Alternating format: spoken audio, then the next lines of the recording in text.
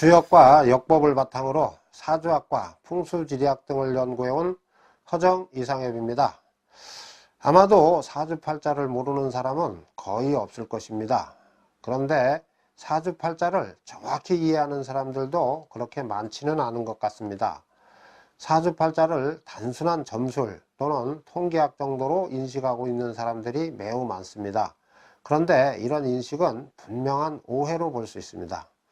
사주팔자는 그 사람이 출생한 연월일시로 미래의 기륭화복을 예측하는 자연철학이기 때문입니다.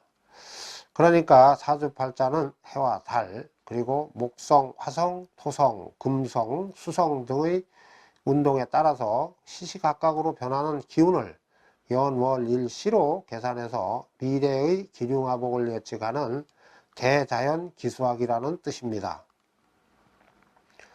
따라서 연월일시를 정하는 역법은 곧 사주팔자를 정하는 기준이 됩니다.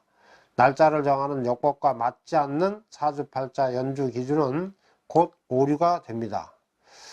그래서 사주팔자의 연주는 반드시 동지를 기준으로 정해야 됩니다. 그러니까 사람들이 띠가 바뀌는 기준은 입춘이 아니라 동지라는 뜻입니다. 동지는 한자 문화권의 역원인 동시에 음양 오행과 육식갑자의 기점이 되기 때문에 그렇습니다. 그런데 우리 영리학계에서는 아무런 천문학적인 근거문헌도 없이 약 1000여년 동안이나 입춘을 기준으로 사주팔자의 연주를 정해왔습니다. 중대한 오류를 범해온 것이 분명합니다. 이 도표를 보시면 1년 24절기와 1일 24시간은 각각 15도가 된다는 사실을 알 수 있습니다. 그래서 동지점은 정자 시점인 영령 시점과 같은 도수가 되고, 입춘점은 인 시점인 03 시점과 같은 도수가 된다는 사실을 확인할 수 있습니다. 우선 오른쪽에 있는 동지 기준 도표를 보시겠습니다. 동지로 새해를 정하면 연과 일은 같은 곳에서 동시에 시작되게 됩니다. 그런데 왼쪽에 있는 입춘 기준 도표를 보면 연과 일은 약 45도 떨어진 곳에서 제각각 시작되는 것을 확인할 수 있습니다. 연은 인시점과 같은 입춘점으로 정하고, 일은 동시점과 같은 영령시점을 기준으로 정하기 때문에 그렇습니다. 연과 일이 동시에 시작되지 않는다는 것은 입춘 연주 기준이 오류 때문입니다. 따라서 사주팔자의 새해는 반드시 동지를 기준으로 정해야 됩니다. 이런 사주팔자 새해 기준 오류 때문에 동지와 입춘 사이에 출생한 사람들은 예나 지금이나 평생 동안 허점을 봐왔고, 또 자신의 출생띠도 정확히 알지 못하고 평생을 살고 있습니다. 그리고 사주팔자를 연구하는 초학자들 역시 매우 많은 혼란을 겪고 있습니다. 동지로 사주팔자의 새해를 정하는 것이 옳은지, 아니면 입춘으로 사주팔자의 새해를 정하는 것이 옳은지 스스로 구분하지 못하기 때문입니다. 지난 2008년도에는 사주 명리학 석사와 박사를 양성하는 모 국립대학 영리학과에서 사주팔자 입춘 새해 기준에 대한 근거문헌을 언론에 제시했습니다. 그런데 이 학교 영리학과에서 제시한 입춘 새해 근거문헌은 동지 새해 근거문헌으로 확인 보도되었습니다.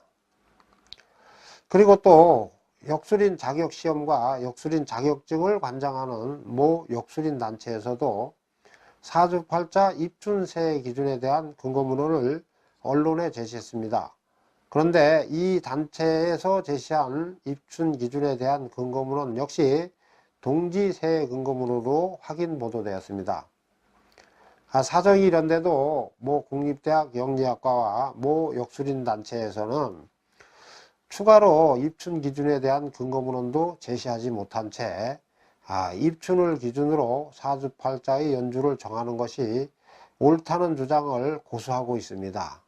따라서 새해의 역사와 천문역법, 그리고 음양오행의 순환법칙과 육식갑자의 순환법칙 등을 근거로 사주팔자의 새해는 반드시 동지를 기준으로 정해야 한다는 사실을 입증하고, 또 그동안 입춘으로 사주팔자의 연주를 정해온 것은 오류라는 사실도 명확히 입증하여 사주학을 공부하는 초학자는 물론 사주 명리학의 전문 지식이 없는 일반인들도 동지를 기준으로 사주팔자의 연주를 정하는 것이 옳은지, 아니면 입춘을 기준으로 사주팔자의 연주를 정하는 것이 옳은지를 명확히 구분할 수 있도록 제가 해드리겠습니다.